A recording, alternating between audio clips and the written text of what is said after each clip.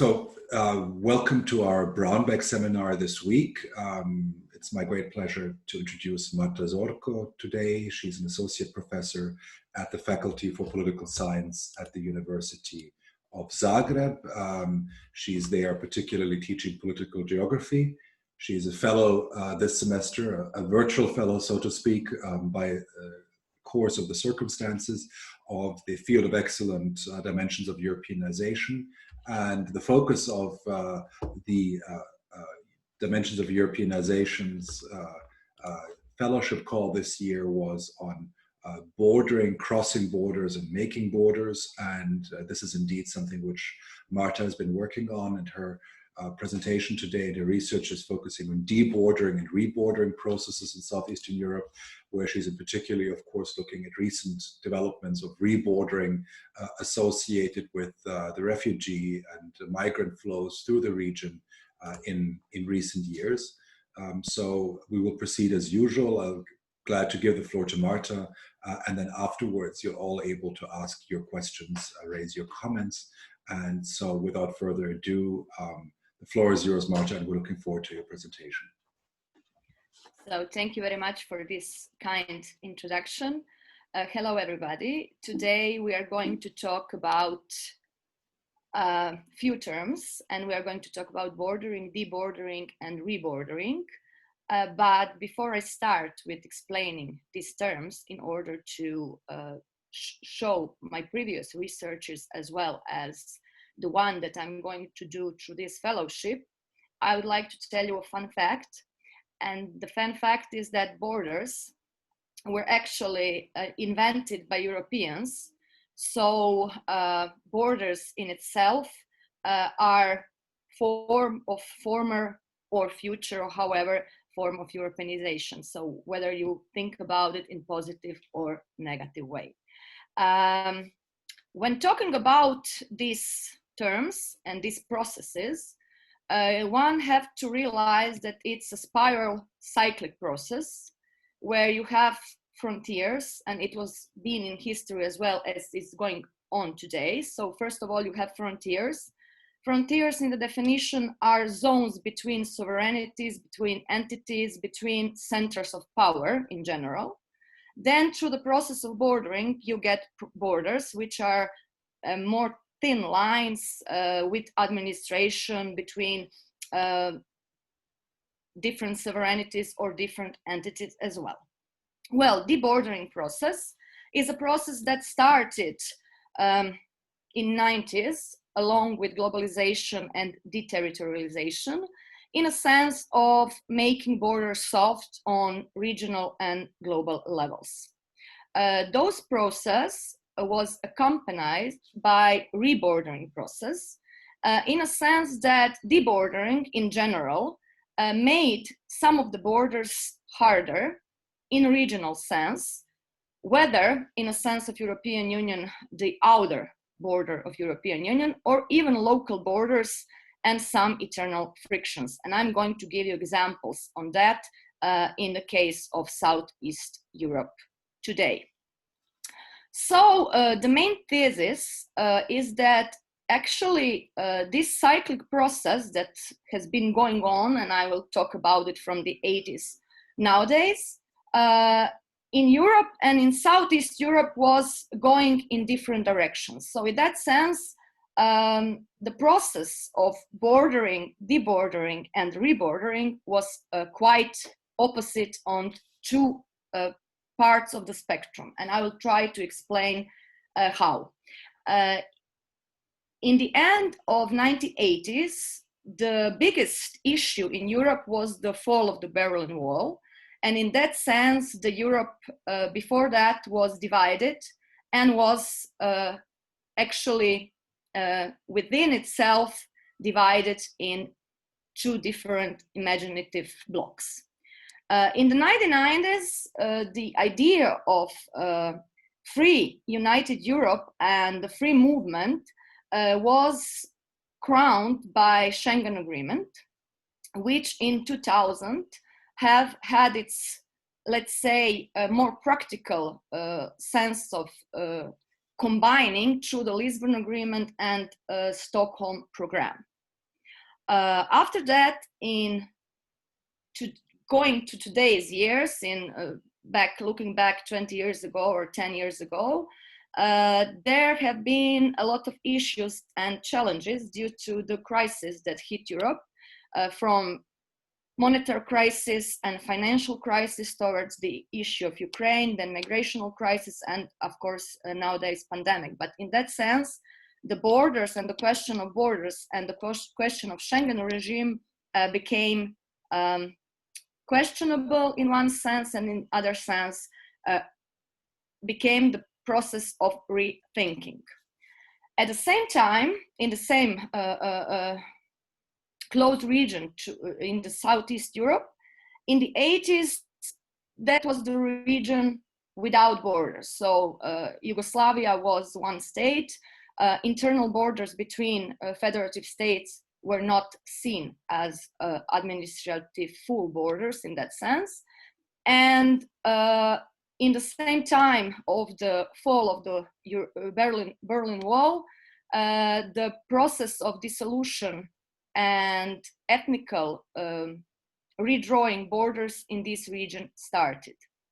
In the year 2000, when Europe was considered without the borders in both physical, legislative, and imaginative way, the region of Southeast Europe was the region with strong national borders and numerous open both borders dispute, but also bilateral issues and questions between newly recognized states. So in going to our recent history, or nowadays, the region of Southeast Europe is once again divided by Europeanization frontiers in a sense of borders. As you know, the formerly compact region or former states of ex-Yugoslavia are now divided between those that are member states of European Union and Schengen Agreement, for instance, Slovenia, then those that are member states only of European Union, but not yet Schengen Agreement, for instance, Croatia, and then the rest not yet integrated part of Southeast Europe. So in that sense, the question is how this rethinking of Schengen Agreement in the future and future enlargement processes will influence this region. But before going to that, I would like to show you the main concerns and the main issues of my ongoing research and the crisis that challenged this region due to the different levels of Europeanization and different hardness of borders, if I can call it that way. But before that, let's see what are the challenges in each phase of rebordering in Southeast Europe. So during the Cold War, there was an issue of belonging between East and the West, and between those mental borders on the global level. Yugoslavia was part of cordon sanitaire or buffer zone. So if you know that there was a divided Europe with the buffer zone of neutral states and the Berlin Wall in the middle, there was also a formula for Balkan security, as it was called. In those days, you had a balance between two Warsaw Pact countries, two countries that are that was being belonged to NATO, and two neutral or not non-aligned countries. So in that sense, this part of Southeast Europe was trying to find its belonging in a wider Southeast European, but also in European balance of powers and European belonging as in general. In the 1990s, in the world, there were theses on globalization and deterritorialization, and the notions that borders are not important in particular that much, that everything is going and everything is happening through virtual interconnections, and that territoriality in a classical way does not count. That was the times that in Southeast Europe, the process of disintegration and different attempts for rebordering on ethnical principles took place. And in that sense, it was an example of classical geopolitics in its finest, while, as I mentioned, there was a critical geopolitics with virtual presence and no territorial importance ongoing worldwide. This phase of trying or attempts of rebordering on ethnical principle ended with Bedenter Commission and the principle of status quo for borders of newly recognized states. But after that, the newly recognized states introduced strong border regimes in Southeast Europe toward its neighbors and took some kind of path of isolation from wider processes that were already mentioned happening worldwide. This is also the time of big questions and big open border issues between neighboring countries, and those open border issues even disrupted bilateral relations between so-called friendly states. The one of the examples are Croatia and Slovenia. As McNeil in 2004 called it Fortress Europe or Schengen land, in that sense was something that was region of Southeast Europe inclining towards, but not really accepting all the both legal and international relations principles that was needed to become a part of this bigger institution. And now I am coming to my previous researches in this region and to examples of regional territorialization or rebordering in the Southeast Europe region.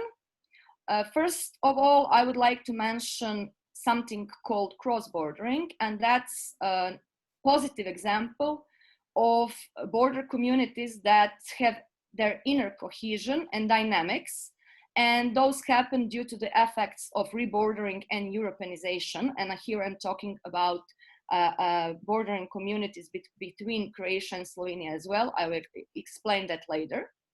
Then we have also rebordering in a sense of internal frictions and divisions, and I would like to call this subdivision divided cities and divided communities. And this is a negative example of rebordering in Southeast Europe. And finally, my question with ongoing research is about crisis-driven issues, whether they pose challenges or opportunities in a sense of rebordering in region of Southeast Europe. Talking about geographical scenery of current issues and borders in Southeast Europe, you can see here member states in blue, member states that are not yet in Schengen in orange, and not integrated part of Europe in gray. In that sense, we have Schengen border both in the north and in the south of this region. And then also we have some kind of cordon sanitaire, once again, with member states, but not yet Schengen countries. And finally, there is also not yet integrated part that is being a soft belly for European continent as we speak, due to the crisis issues, ongoing crisis issues. Let me start with positive examples. In few of my previous researches, it has been shown that social cohesion exists even in case of disrupted bilateral relations. The researches were done in 2012 and 2014 in the bordering regions between Croatia and Slovenia, and it was shown that local population is inclining towards other side of the border and cohesion towards other side of the border more than towards Ljubljana and Zagreb. And their explanation about the open border issues and bilateral problems occurring from that was that this is problem from Zagreb and Ljubljana, and it's a political problem, not an everyday life problem. So in that sense, this kind of cross-bordering cohesion was a bottom-up driven process. It was geographically determined and also project-oriented, because there was a lot of European Union funds that were financing cross-border projects between Slovenia and Croatia as well. The negative examples are those of internally divided both cities and societies, and these are leftovers from bloody conflicts in this area of Europe. I will only mention 3 examples, but there are more of them in this region. First of all is Mitrovica. You can see here, this is a photo from my field research in 2015. This is the bridge that was founded by European Union, but nevertheless, this Park of Peace, or how this bridge is called, never lived up to its potential. You can see that there are cement blocks and asphalt, ruined asphalt from the perspective of coming towards the bridge itself. So in this case, these eternal frictions are both seen physically and both imagined in a sense of Mitrovica case. The second case study is the case study of Mostar. This is also photos from my field research in 2017.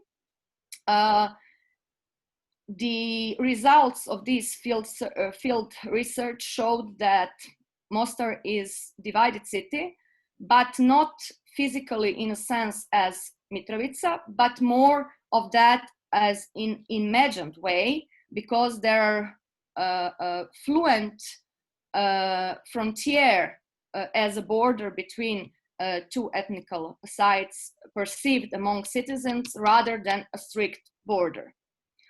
This is also some photos from that field research. And finally, there is an example of city of Vukovar. These are also photos from field research in 2018. And here the field research showed that the citizens feel that Vukovar is more of a divided society than a physically divided city, in a sense that there are no strict divisions, but inhabitants know in which restaurants or cafe bars should they go because of the belonging or the music that is there played or so on. So in that sense, here are the 3 examples of internal frictions with different physical and imaginative borders shown. And finally, we are coming to the key question of my research, and this is what is happening in this region due to the crisis, ongoing crisis, and I will still call migration crisis ongoing crisis, but I will talk about that a bit later. Knowing both these positive and negative already mentioned examples, the main question is what is happening with borders in Southeast Europe due to the recent crisis-driven issues, and are those issues influencing the border in positive or negative way? And I hope that this is going to be my conclusion in the end, at the end of this fellowship. So let's see what is happening in the region.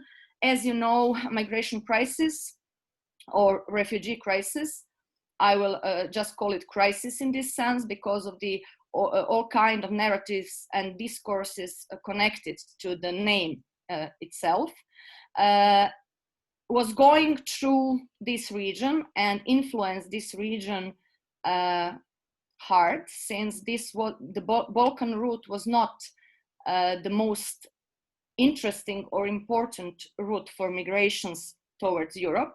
until 2015-16. And in that sense,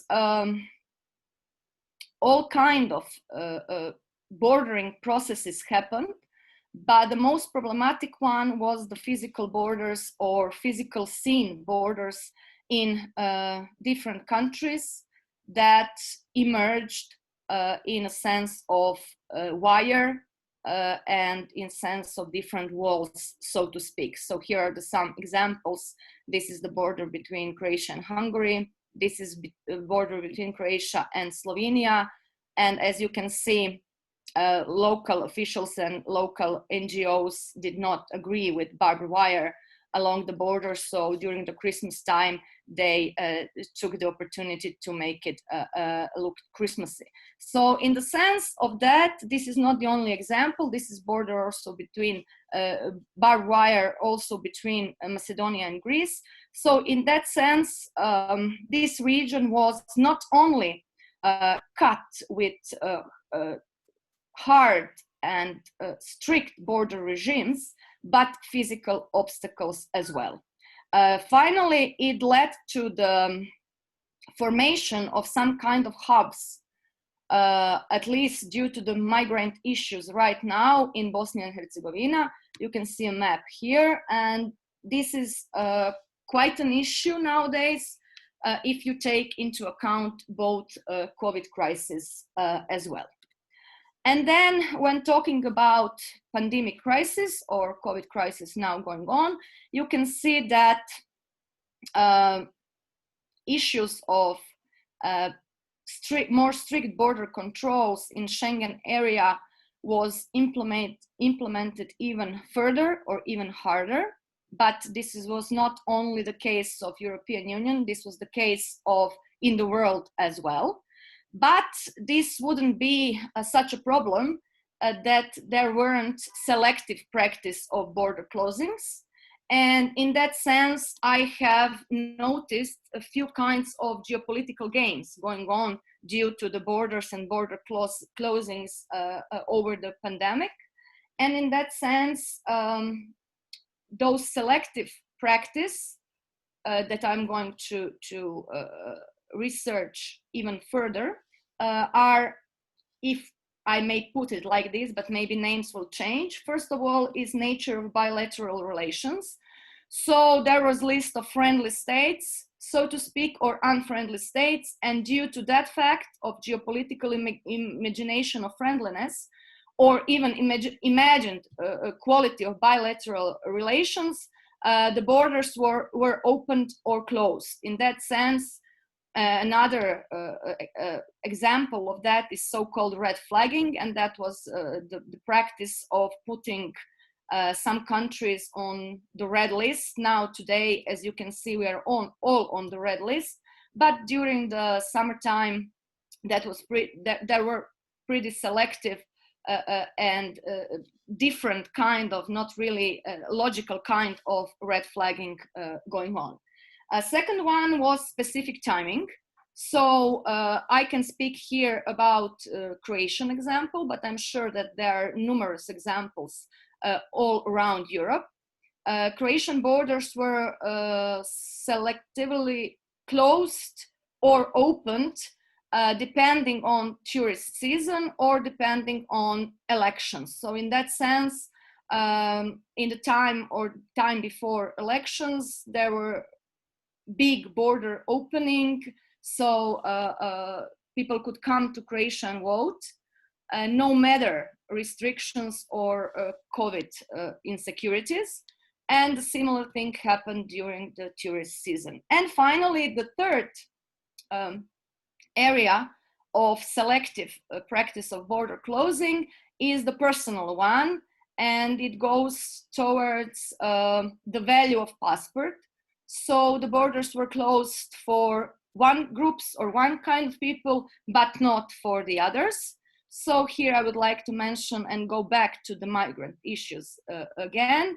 I would like to mention a special report by Border Violence Monitoring Network, which has an excellent insight of what is happening in the region of Southeast Europe right now with the people that are trapped in Bosnia and Herzegovina and the people that are trying to migrate through Balkan route these days, both with violence and the cases of COVID-19. So I'm not part of this project, but I found it on internet and read it, and it's really valuable. So if anybody else is interested, I would highly recommend that. So coming to my conclusions, I have showed you both positive and negative examples of regional re-territorialization or rebordering in Southeast Europe up to, let's say, 2015. The process of Europeanization is functioning as long and when it's being a bottom-up process, so not implemented from above, but taken from the people from within, and not being a local or not local political idea or in that sense ending up in political divisions. Finally, with this region of Southeast Europe, the important thing to say is that no matter geopolitical thinking and thoughts that are ongoing today about borders, territory, virtual spaces, astrogeopolitics, or so on, this region of Southeast Europe still have or hasn't lost its security dimension. And this is something that is really important when we talk about borders in this region. It will be perceived through securitization if you want it or not. So in that sense, this security dimension for region is really important one, and it's not getting better. The second one is the issue of geopolitical discourses and myths still ongoing in geopolitical cultures in this region, which keeps these fragmentation processes even deeper. And finally, the final issue or final problem that I will be addressing is ambivalent border practice or rebordering in a sense of selectiveness. And this is something that I'm hoping to prove, and this is something that is going to be new. So I will stop here. I will stop with one cartoon. This cartoon was done for the Brexit purposes, but no matter how you turn it or how which perspective you shift, it could be used in other regions surrounding European Union or let's say Schengen countries nowadays. So these isolated islands or hubs or however are those territorial traps called nowadays are not the best practice to solve the security issues or to even de-geopolitize the region itself. Before I finish, I'm really looking forward to your comments and questions. Here's my contact. So in the case of, after this debate, if you want to contact me, please do so. And I have to go through the sources as well, because here are the sources of photos and maps. They're not all mine. So aside my personal archive, there are sources that have been taken from the internet. So due to the intellectual rights, and I know this is being filmed or recorded, so please put this for a few seconds here before I stop sharing my screen. Thank you very much. Great. Thank you so much, Marta, for giving us this insight also about how borders are remade and reconfigured in light of the multiple crises, including the latest COVID crisis, and how they intersect with other border-making processes. I think that was quite interesting.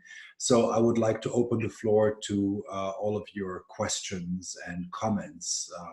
I have quite a few, but I'd rather first hear others to get a chance to raise their questions. Bilgin, do I see you about to point? Yes, go ahead. I was looking for the hand sign, sorry. Thank you, Marta, for this presentation on the very complex bordering mechanisms. So it was really good to see also, I was particularly enjoyed your insights from the field to see also how physically this actually plays out. That was very useful to see. I have two questions. One is actually more a comment, and that I'll begin maybe with that. You quite a bit worked also with this fortress idea. Also your last caricature also pointed that out, and there is this debate, but I'm actually ambivalent about that, and I also work on bordering processes. I mean, more to the Turkish-Greek part, but still, right? You know, I think we have similar interests here, and my interest is also on the Euro-African borderscape, and when we look at here at externalization policies, we see that bordering is extremely flexible all around for the EU.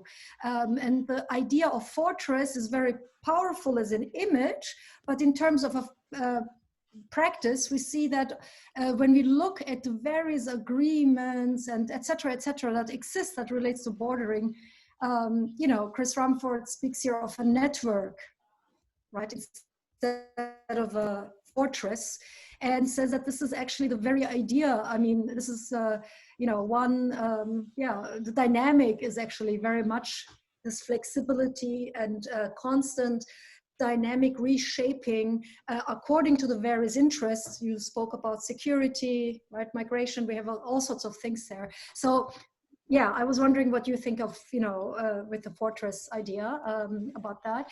And secondly, my question would relate to your insights from your research, what these reborderings actually mean. I mean, what kind of conflicts they create at the local level. I mean, I really like this idea about the Christmasing of the barbed wire that already shows some things, but I'd be interested to hear more about how these overlapping of the different boarding processes are played out, shape, affect, you know, the particular societies at stake. If you just briefly could outline that a little bit more. Thank you.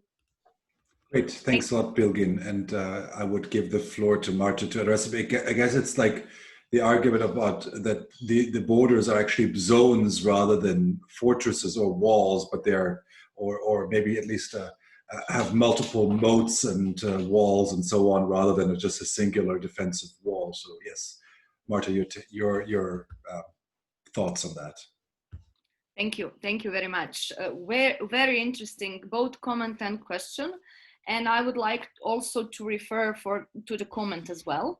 It's really an interesting issue, but although I do believe that this concept of Fortress Europe is not really working only in one way, so it could be both fortress and both network, but to have free flow of people, ideas, and to not have internal borders in EU, you have to have strong outer border, and this is one of the prerogative of the Schengen as well, in a sense of, and here I come to my point and my conclusion, to the security challenges.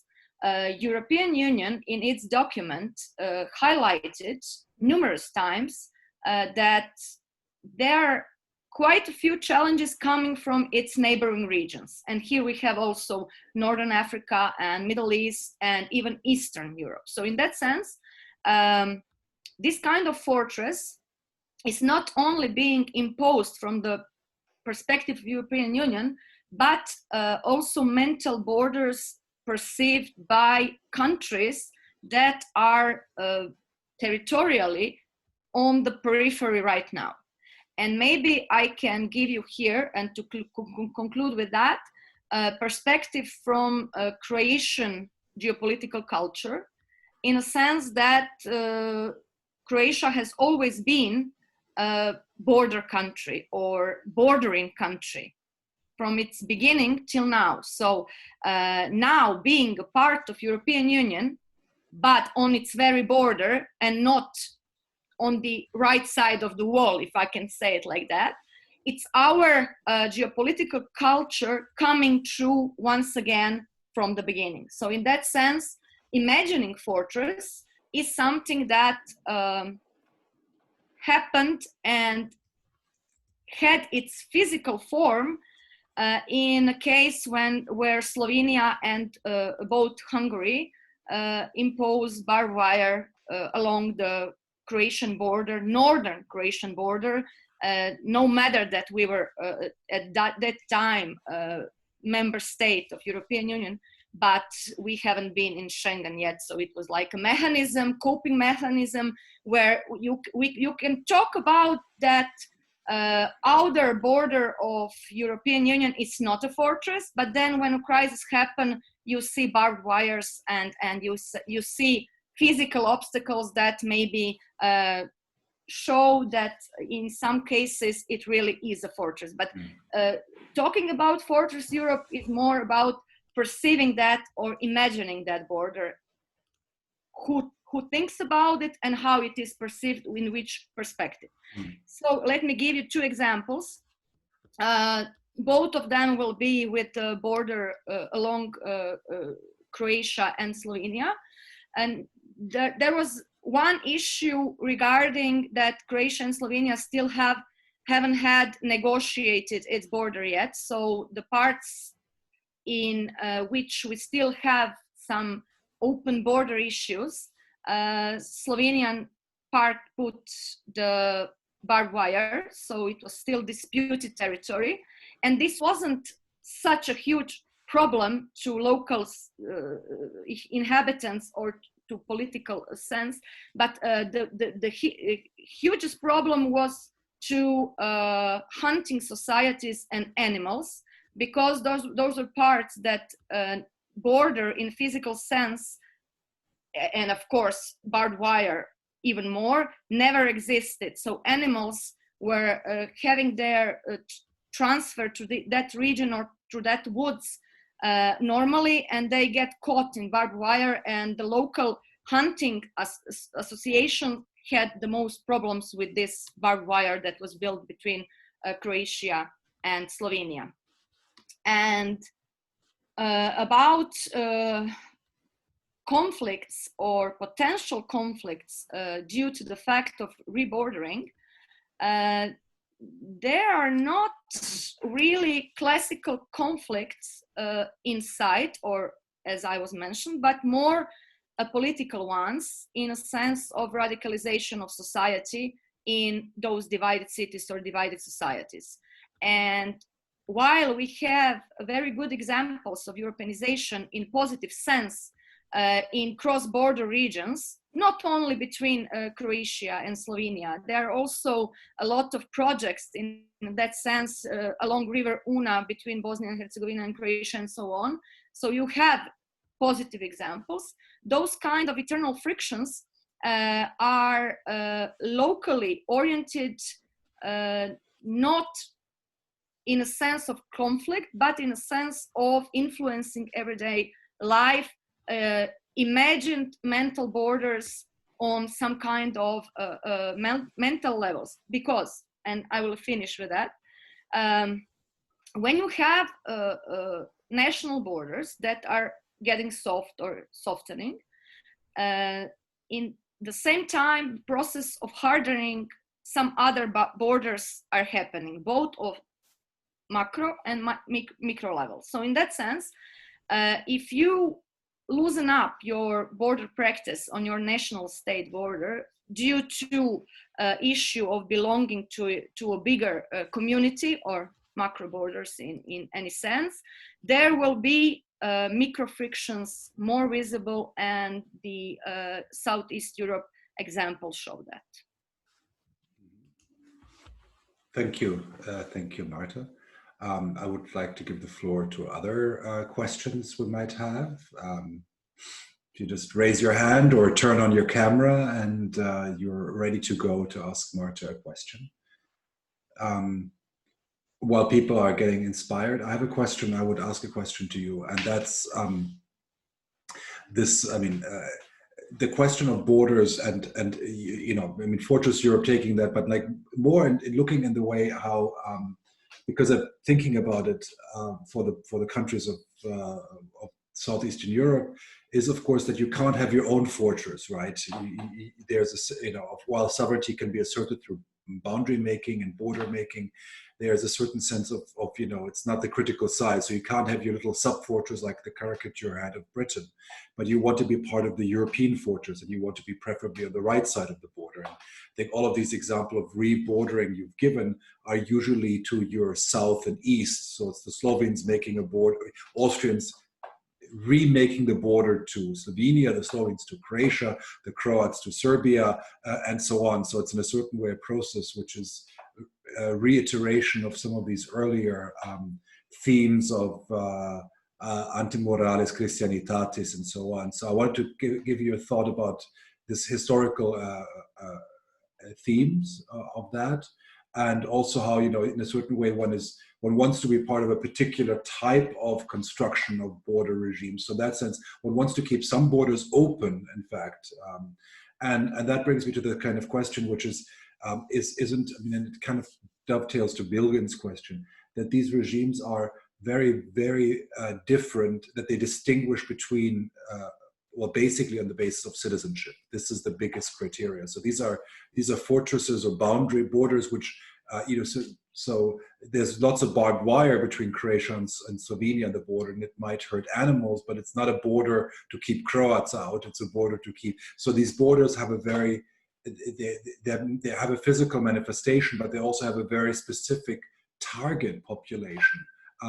So in that sense, if you are an Austrian citizen or an EU citizen from a Schengen country, all of these borders are without the COVID restrictions. These are the novel one, but otherwise they are completely open to you. But if you are a Kosovo citizen, then already they're quite closed. If you are a Syrian or Iranian or Pakistani who's trying to cross them, then they're very close. So this regime strikes me as physically looking one, but the practice is very different for depending on who you are, right? So thank you very much. This was actually I will start from the end. This individual preferences, or how you call it, or as I said it, but I quoted it, passport value. This is the hugest problem, and these kind of problems are not only happening due to the border regimes. This kind of multiple cycles or multiple freedoms in a sense of movement in Europe is seen and can be experienced both with member states and both with Schengen countries, because even though you can travel through borders with no limitations, there were limitations for work and travel, or limitations for moving to some particular countries, and so on. So in that sense, this individual small walls or small some kind of, I'm not sure how to call it, but I will come to idea when I finish my research. These individual walls are something that is really, you can see it and you can feel it in both in European Union, but also in the region of Southeast Europe as well. And then what about this construction or not construction of Southeast Europe in a sense of walling, there were actually ideas of doing something called small Schengen. And integrating border controls of neighboring countries from ex-Yugoslavia in a sense to trying to overcome security challenges and so on.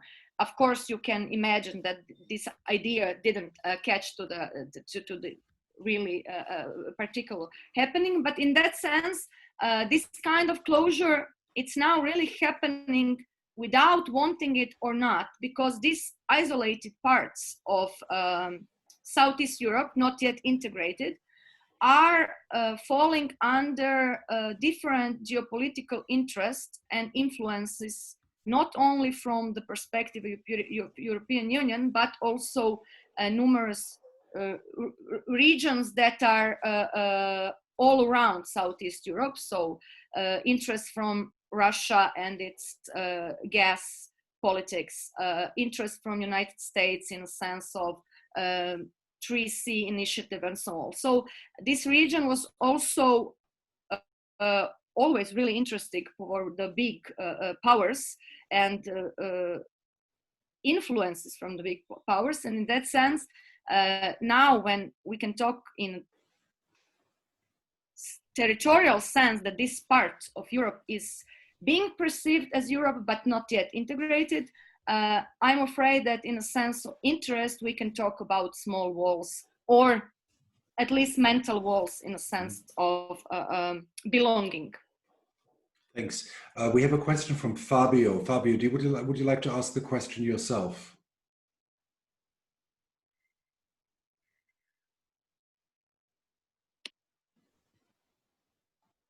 If not, then I will read you the question. So it's about the idea of depoliticizing. That's a tongue twister. So reducing the geopolitical nature of EU borders. Yes. Okay.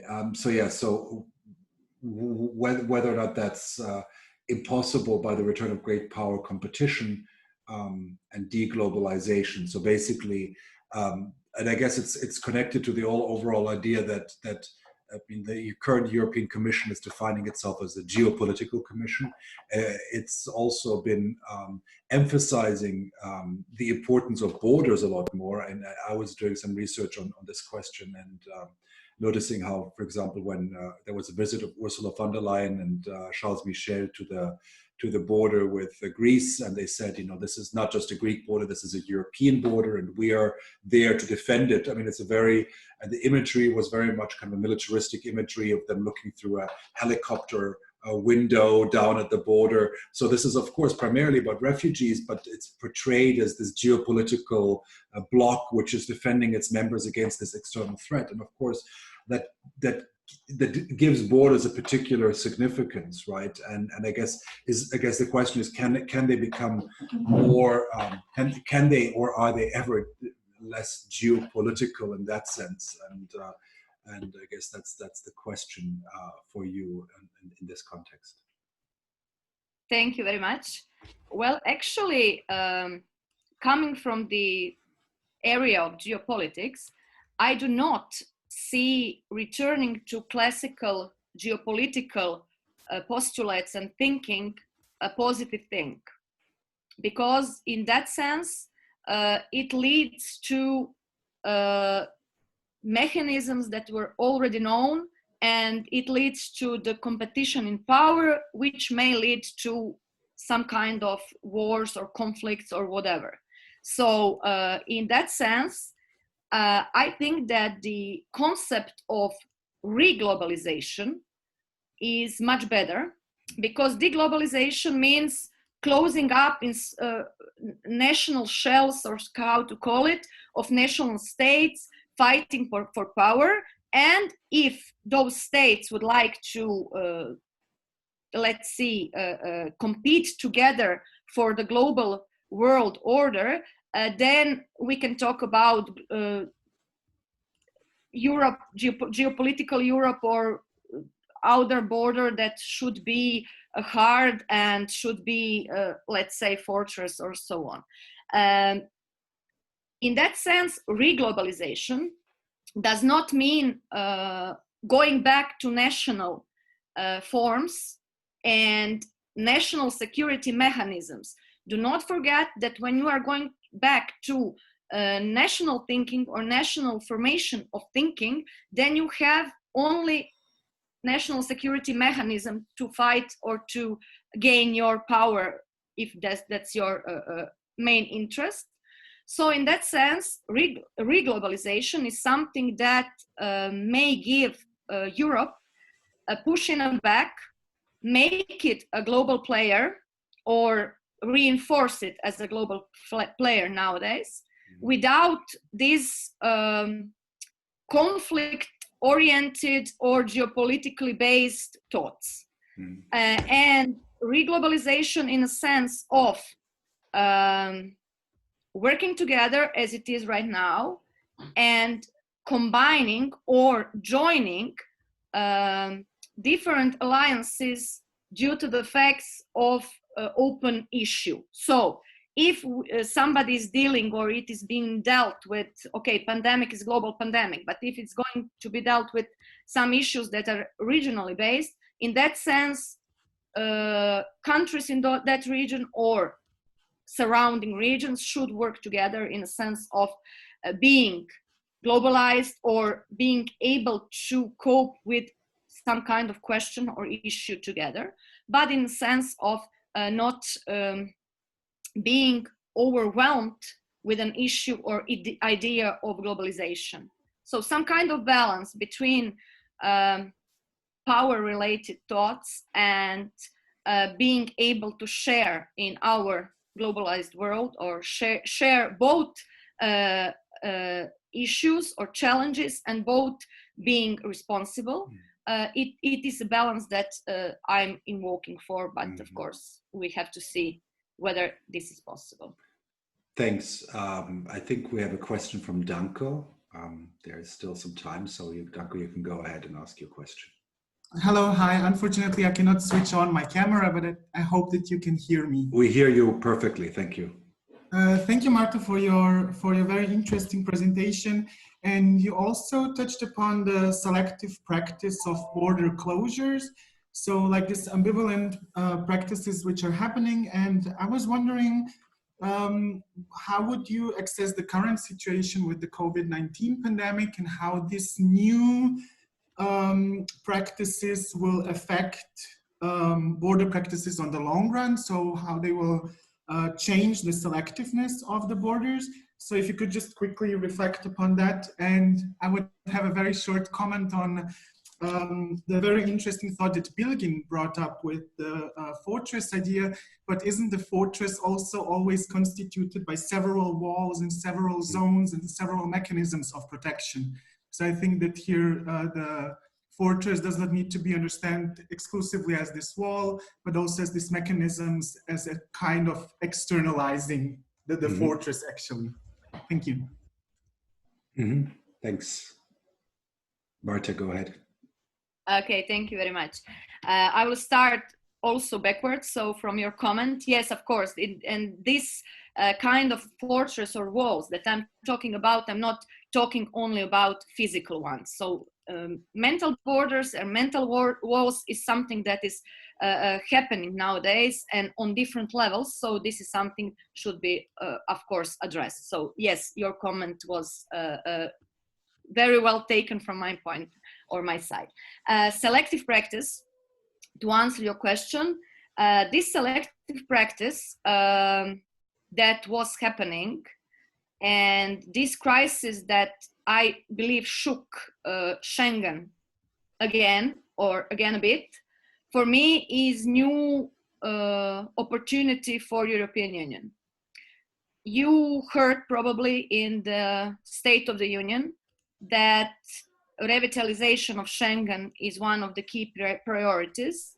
And in that sense, I do see a chance that in this, as you know, I asked the question whether this crisis will be opportunities or challenges.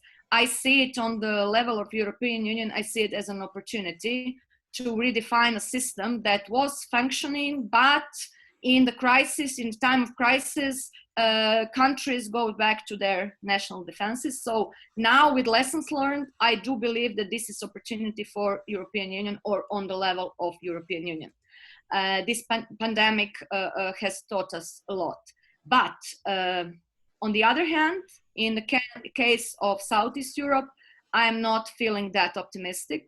So I do believe that due to historical frictions, regional frictions, local frictions, ethnical frictions, national bilateral friendliness or unfriendliness, this kind of selective practice of border closing and opening will still happen in case of a crisis. Thanks. I mean, I would maybe conclude with a provocative question, or a kind of something which struck me now as we're having this conversation, is that, you know, before 2015, many borders had become less visible, right? The interdimension, the non-barbed wire borders, and so on. And now, of course, with the closures during COVID, borders have become quite visible also for citizens, let's say, from quote-unquote privileged citizenships. And while on one side, of course, this is what you could call deglobalization, but you could also make an argument and say globalization was a lot about making borders invisible, but very strong in practice. So if you were a refugee from Pakistan, you could still not cross Europe easily. It's just that it was very busy with rendering borders invisible, but very strong in practice, because of course, the best border is the one which nobody crosses without any enforcement mechanism, because people don't dare or unable to even get there. And so in a certain way, the visible rebordering is to some degree maybe even a process which makes those invisible borders visible, but doesn't actually change them in many ways, because many of these people couldn't cross the border before. It's just that they tried and then they were physically stopped. But and that's maybe not even a bad thing, because we're people in Europe, especially citizens in Europe, are often are very uncomfortable. At least I feel very uncomfortable when I see these borders, when I'm traveling and I see the barbed wire. It's hard not to think of 1989, pre-1989 borders. So maybe the revisualization or the manifestation of borders in a more physical way is maybe a useful reminder of exactly those borders, which never disappeared really. They disappeared for some people, but not for all people. And so this kind of, I guess it's not really a concrete question. I'm more kind of trying to tease out whether or not what is happening in recent years is really rebordering, or is it just the kind of physical, the visibility of borders increasing, but the kind of exclusionary mechanisms were there before. They just were there for many citizens to ignore, because they could ignore them in a certain way. So I'm just kind of wondering if that makes sense from your perspective, and if this is something one could maybe think about more. Thank you very much. Yeah, this is a really good point. And I use the term rebordering through my presentation from exactly because of that. Rebordering is the most neutral term you could use, because if you say bordering, then it means that borders are getting harder. If you said debordering, it means you are losing borders or they are getting softened. So in that sense of rebordering, this means that something is happening, and now we will try to define what is happening.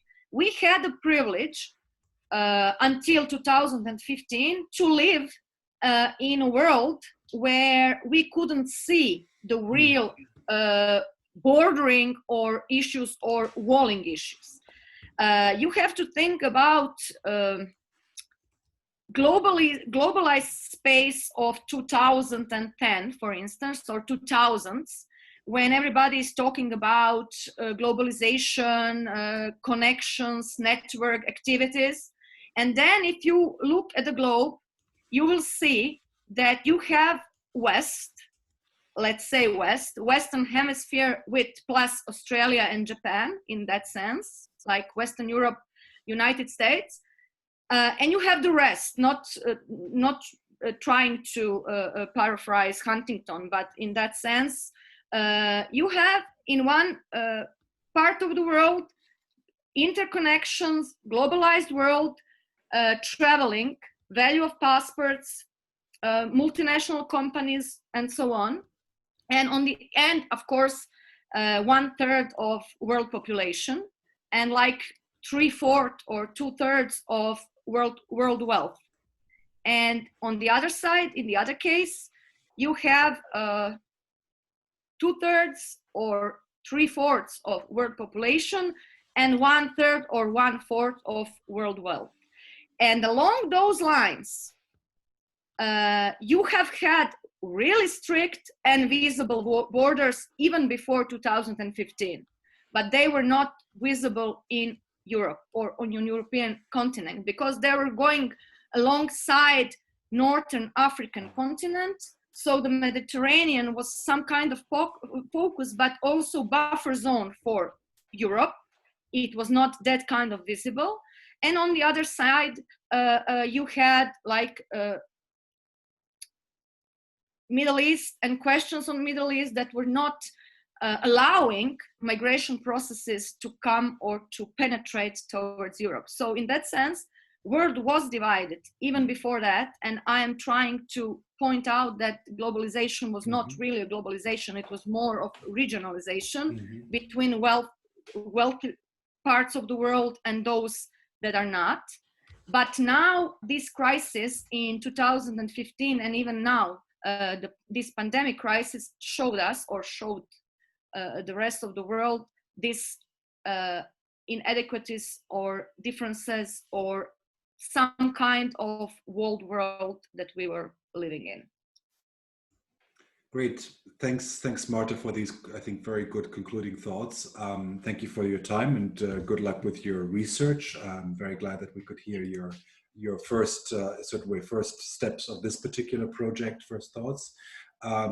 And just as a reminder for everybody, we'll have a next Brown Bag seminar on the 15th of December. Our fellow Carlo Crai will be presenting on radical left electoral turns in Southeastern Europe. So that will be the next visiting fellow presentation. So thank you, Marta, for the presentation, and thank you everybody for your attendance and your interesting contributions and questions and comments. And see you all again very soon.